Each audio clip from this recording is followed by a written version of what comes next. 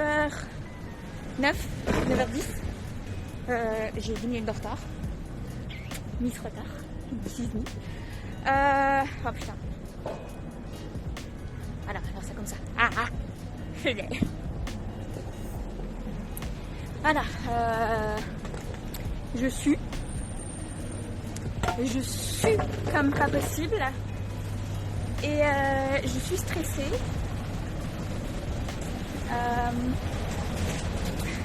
Ravie. Je suis sa mère de tous ses os.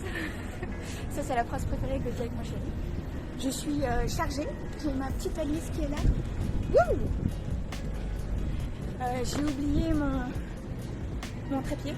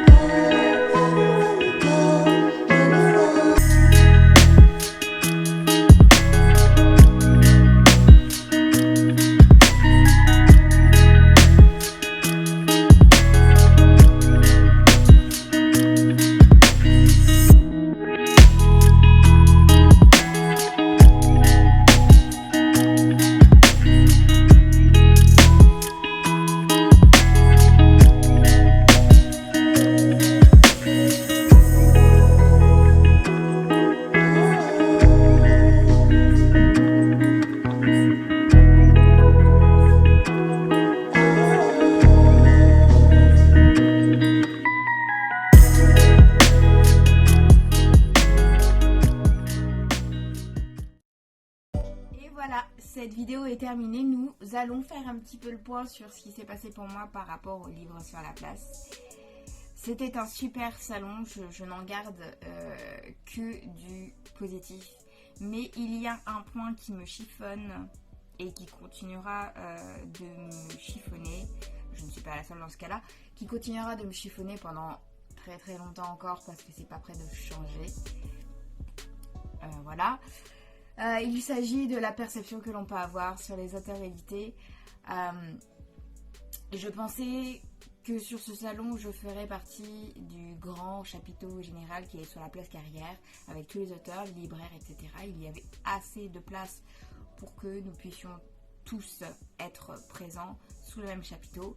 Et comme par hasard, nous nous sommes retrouvés sur un chapiteau, sous un chapiteau qui est à l'extérieur du chapiteau central, qui est avant le chapiteau central et qui a forcément la grande pancarte auteur auto-édité.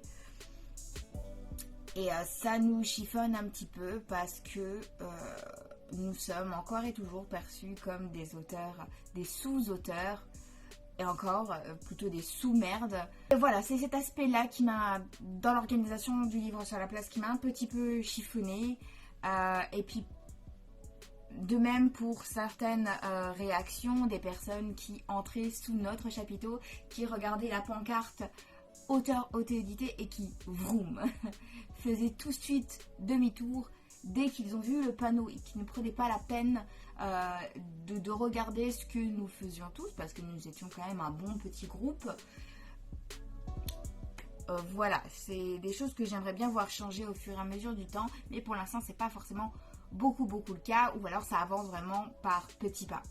Moi j'étais prévue le vendredi et samedi matin, et à un moment donné dans la journée, j'ai pu obtenir une demi-journée de plus, donc faire le vendredi complètement et le samedi matin, parce qu'après j'avais un shooting avec les candidates de l'élection de Miss Grand Nancy Métropole, desquelles je fais partie. Vraiment, sans ce changement de planning horaire, sans cette demi-journée de plus, je ne pourrais pas aujourd'hui vous annoncer ce que je vais vous dire dans quelques secondes, à savoir que j'ai officiellement rentabilisé tout ce qui a pu être dépensé pour la conception du premier tome de Triumvirate.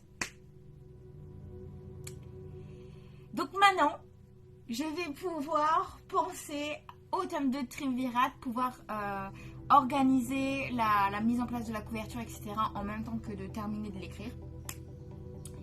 Et penser aussi à la publication du premier tome de ma seconde saga qui sortira également début 2022. Je n'ai pas encore la date précise, mais je favorise d'abord la sortie du tome 2 de Triumvirate. Et de toute façon, vous serez avertis en temps et en heure de ces détails-là. Voilà, j'espère que cette petite vidéo vous aura plu. Si vous aimez ce genre de contenu, n'hésitez pas à me le dire en commentaire. Ça me ferait beaucoup plaisir de savoir si ce que je fais est bien ou pas, ou si vous voulez voir d'autres choses.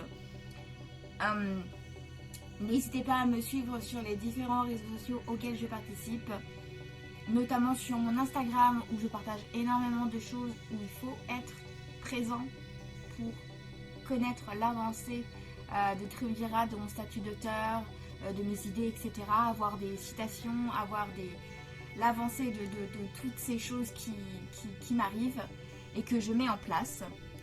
Et bien sûr, vous pouvez encore et toujours trouver le tome 1 de Triumvirate sur mon site internet. Et voilà. En attendant, je vous fais des gros bisous et je vous dis à une prochaine vidéo. Bye!